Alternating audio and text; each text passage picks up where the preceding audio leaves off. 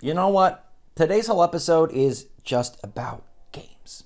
Just about games. Not about hires, not about specs, just about Switch games, which I think you'll enjoy. So, good morning, Mario, and good morning, Switch fans. First off, bummer that I accidentally goofed up the upload yesterday. The video cut off at like 9 minutes and 40 some seconds. Well, that video is actually 15 minutes long. So, I'm putting the last 6 minutes of that video on the end of this video. So if you missed yesterday's Good Morning Mario or were enjoying the discussion, I do think it was a good discussion, and I do think what I had to say in the last 5-6 minutes was worthwhile, but I'm going to put it tagged onto the back end of this video. So it'd be like, watch yesterday's video, watch the last 5 minutes of this video, then come back and start here. Anyways, let's dive right in for today. What's going on, everybody? It's Zach from SwitchForce. Lollipop Chainsaw is back.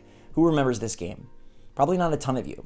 Maybe you remember Lollipop Chainsaw from the photos of Jessica Negri cosplaying as Lollipop Chainsaw at E3 back when E3 was a booth babe infested convention. Now E3 doesn't exist. I guess I'd take booth babe E3 over no E3, but it was definitely awkward. Lollipop Chainsaw, though, is coming back, and it is a game of its time. This is such a 360 era game, and I don't personally have a ton of nostalgia for it, but it just got its trailer and its Switch confirmation for later this year in September. It is a zombie cheerleader hack and slash. It's coming September 25th by Grasshopper Manufacture. Well, they're the original developers. This time, Dragami Games is making the definitive version of Grasshopper's title. And it's got full HD, improved load times, sped up chainsaw action, and some new chained hits hunting system. Basically, they tried to make the game better for a modern era, but this is absolutely a game of its time. This better be like a $40 or $50 title. I don't think this is a $60 title, but for those of you who either have nostalgia for this game or who want to play a game that's made how they used to make them, Lollipop Chainsaw Repop does drop in 3 months. 3 months, 6 months, 9 months. We don't know how long it'll be until Life is Strange Double Exposure drops on Switch. They confirmed a Switch version, and we do know it's going to be $50 for the physical cartridge, and the game looks awesome, taking place 4 years after the original Life is Strange, featuring Max Caulfield and a new ability to transfer between parallel universes, like timelines and dimensions. It's like Spider-Verse, but with Life is Strange, and the best character of the entire franchise. Now, this is not made by the original Life is Strange developer, but it does look pretty sick. I'm super glad it's on Switch, but I'm not glad that they have not announced a release date. When they first dropped the announcement, they said like Switch later, and then today they had even more extended gameplay footage, 18 minutes of new gameplay and more details, and they still have no date for the Switch. We do know that the full game Elsewhere is coming October 29th. That to me sounds like a 2025 date for Nintendo Switch. I wish that was not the case. Maybe it will drop in early December. I do think that's plausible. That's like a month and a half.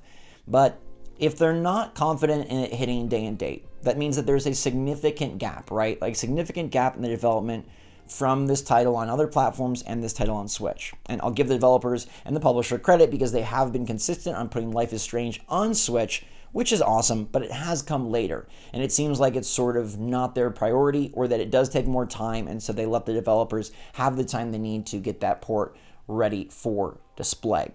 I hope this game does still see a 2024 release, but is there a chance that it ends up coming out for Switch 2?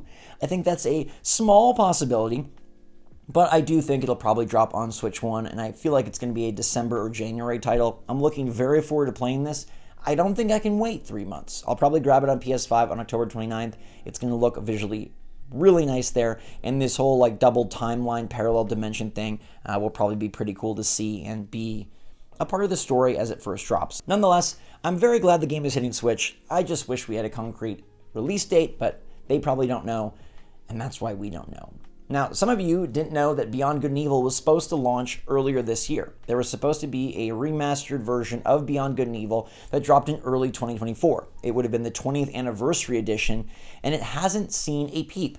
Ubisoft had their big forward last week, and nothing. No mention of Beyond Good and Evil whatsoever, to the chagrin of many BGNE fans. But now it's popped up on the PSN backend, and it looks like the game is ready to go. Ready for a shadow drop. It just has to be made live. Now this is very interesting because this once again could point to a Nintendo Direct shadow drop. This game could release on other platforms, yes, Xbox, PlayStation, and Switch, but Nintendo could have it be a part of their show. We've got the Among Us roll update that is supposedly dropping on June 18th. Now we've got this Beyond Good and Evil 20th Anniversary Edition that is ready to be shadow dropped. Did not pop up at Ubisoft's Forward for some reason that has to be very particular. It's not just because they forgot or didn't have time. That show could have used something more unique and different and switchy. And so I feel like we are nearing a Switch Direct, and I feel like June 18th is going to be the date. Beyond Good and Evil 20th Anniversary, if they do work on the controls and the presentation looks solid, I will want to play this. It's like a Zelda game, but with a camera. That's how everyone describes it. I remember not thinking it was all that fun back in the day, but I was very young when I first tried it out, so I'd be more than willing to give it another chance. It was just a demo, and I was into other types of games back then. But if this hits Switch, if it's shadow dropped, I think that could be a fun one. Let me know if you've heard of Beyond Good and Evil, and if you'd want to pick it up, if it does indeed shadow drop during the next Nintendo Direct. We talked a while back. Oh my goodness, my cat is jumping at my shelves and fell. Are you okay? 9 lives. I don't even think that counts as one of them. It was maybe like a 4-foot fall. He's getting big though, so I think it's okay. Bowser knows what's up. Monkey Ball also kind of knows what's up. I'm still very excited for the game. It's dropping in 2 weeks. But they had this really expensive DLC where you can get this like DLC season pass, and it includes Sonic, Knuckles, Tails, and Amy, and like 2 other characters, and it's like $25 of DLC, which feels like a lot because it's just little characters in balls. Now the next character reveal in balls is Axel. And if you didn't know, Axel is the crazy taxi driver. I didn't know he had a name, but he is now a car and a ball. And this is completely rewriting the rules of Monkey Ball. I thought they had to use their feet. I thought they used the feet to propel the ball, and that's how they started rolling, and that's how they could quickly stop and turn, and that's why momentum got them, because like, oh gosh, I'm a monkey, I just get rolled over. The car should be able to like hit the brakes, gas. I wonder if it will control more like a car. Probably not, but this is just rewriting my entire knowledge of the Monkey Ball world and lore. It is subverting my expectations, and it's showing that cars can be in balls to collect bananas. It is $5 or $6 each individually if you want these skins, or $25 for the bundle. I still think it's overpriced, but I have a lot of hope for this new Monkey Ball Banana Rumble, and I'm very excited that it will drop. This car, though, is not dropping till the fall, so you won't have a chance to see what wheels and balls do together until later this year. So that's going to do it for today's video. I have 5 more minutes of footage that is going to be the end of yesterday's discussion on the leaker drama with Midori / Mystic Distance and all of that. So if you want to see the conclusion of that conversation or continue that or see sort of, I guess, my ultimate thoughts and point, stay tuned. But for now, this does end this episode of Good Morning Mario. Thanks so much for watching. Stay safe, stay healthy, stay happy, stay positive out there. And until next time, SwitchForce out. And I don't think that if you're going to make a character, you should go out of your way to basically sell a stereotype, which can be harmful and can be damaging.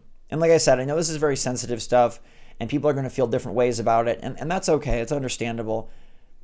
At first blush, it's like, okay, whatever. Mystic Distance, this leaker decided to have a different leaker persona to leak Atlas and Sega stuff and get away from sort of their past leakage history, which I'm not even totally familiar with.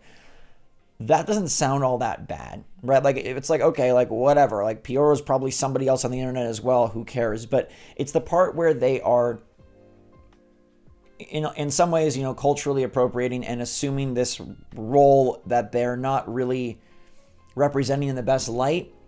Even though, from my reading of Midori's tweets, they weren't, like, making fun of the culture, as far as I know. They weren't, being super derogatory. And I have seen posted tweets where like they were aggressively not saying like, oh, like they could get in a romantic situation or something. So this was not a catfish situation. This was not a like trying to pretend to be somebody to achieve real life gains, I guess, but they were trying to achieve leaker clout. Whatever they say about just having fun sharing the information or whatever, like at some level, anybody who's leaking is just trying to become more popular. Maybe they're trying to spread information of their favorite company or their favorite game series, but also like there's a part of it that these people, they have to get some joy, some positivity, something feeding them out of knowing information that others don't and sharing that and leaking that and posting that. Like, I don't care if they're like Nate Drake, who, purports himself to be like, I don't really care about all this. Don't write articles about it. I'm not saying stuff like, there's still some part of him, I believe, that really enjoys like having this information and sharing it. And down the list, leakers that try to be fake leakers, leakers that try to act like they say really generalized rumors so that at least some of their stuff is right. It's at some level for a personal fame gain. Like I feel like that is part of every leaker's motive at one level or another. It's video games, right? They're not leaking like top secret important information that's saving lives. They're leaking, digital characters and presentations. So it's not like doing the fighting the good fight. It's like, okay, we're doing this because we like to, or it's fun, or it makes us feel good. So then if you look at it through that lens and say, okay, Midori is pretending to be and purporting to be this person while, making, I guess, a negative comment on the culture and language, not overtly, but subvertly by, again, subtly trying to have this broken accented English to keep up the ruse because it's for like a personal gain of some sort. I do think that's not great. And I do think that's something that should not be done. And I don't know why Mystic Distance couldn't have just created a Pyoro type personality or like picked a character in the Mushroom Kingdom or picked someone that, I don't know, like just a non, like a character, right? Or like, it's not to say that, you can't, it's not to say that you can't, if this is a white American man, they have to be a white American man on all of their accounts. Like, I don't think that's true either. It's a very dicey situation, and a lot of it comes down to the context. At the same time, I don't think Midori should be getting extreme hate. They're obviously quitting their account. They're quitting leaking. They claim that their information is still very accurate. I feel like I've seen a good chunk of their information come true. I feel like they do have sources, and I feel like some of the stuff that they have posted indicate that others knew that they had sources, and that's how they sort of connected the dots. I'm not going to pretend to fully understand the obsession over leakers. I don't really... Like, there seems to be such a focus on, like, are these leakers who they say they are? Do they have the information right? Do they not? And at the end of the day, it's like, well, it's all about video games. Take it at face value. Take it with a grain of salt. Get excited about it. Being excited is fun. I've said this before in other videos that, like, I don't get the hate on, like, oh my gosh, like, you peasant, why are you getting excited about Nintendo Direct? Oh my gosh, you dummy, why are you reading about leaks that might not even be real? Like, dude, like, it is hard to be positive and excited in this world sometimes. It's okay to be excited even if it doesn't come true. It's okay to hypothesize and dream about a game. At the end of the day, none of this is real. All these people, like all the actual game developers, just generate this out of nowhere, right? They make these games. It's for fun. It's supposed to be for fun. So if your sort of fun is playing the games, if your sort of fun is listening to podcasts and reading reviews, if your sort of fun is hypothesizing about leaks and getting excited about what could be, or getting excited about a potential direct, or waiting every day for the, like, that's okay. All of that is, at the end of the day, good, and I don't think that's harming anyone. Where this becomes an issue is not about the leaking, not about whether the leaks are correct or incorrect. That's why I started off with that. Where it becomes an issue is doing something that is offensive and possibly hurtful and harmful to other cultures and other races and other people that you are purporting to be for personal gain. And I think that's the important last part, is that, like, if this was just like they wanted to have a random Twitter account seeing what it was like to be, like, I don't know. At that point, it's still very weird. You'd have to see where it goes. You have to see what they're actually posting. But to me, that feels more innocent, given that there's, well, you have to know what the motive is. Motive is just about everything, right? In most instances. And I do believe that, like, it's important to look at where people are coming from. Reading through Mystic Distance's explanation, it doesn't seem like they had nefarious or malicious intent, yet some people could still be very upset about it, and sometimes intent does not matter. That's something that, I've really learned over the years. Like, even with the best intentions, things can still be hurtful, and so you have to be understanding of both. You have to be understanding that maybe this person wasn't trying to be malicious, but maybe it still did hurt people, and that makes both valid and both okay, and both need to be considered and both need to be looked after. And in this situation, it's just bizarre because it's a video game leaker, so it's like, why is this drawing so much attention? But people do put a lot of weight and value into this stuff. I've seen it covered in other channels' videos that I've watched today. I didn't really know what they were getting at. Then I read this and I was like, oh my gosh, this is a big deal. But I do know people get very invested in who they follow online, who they trust, and this feels like a betrayal of trust in many ways. So what a strange thing. I guess we won't be covering Midori anymore. I don't know if Mystic Distance is going to go back to leaking stuff. I'm guessing not.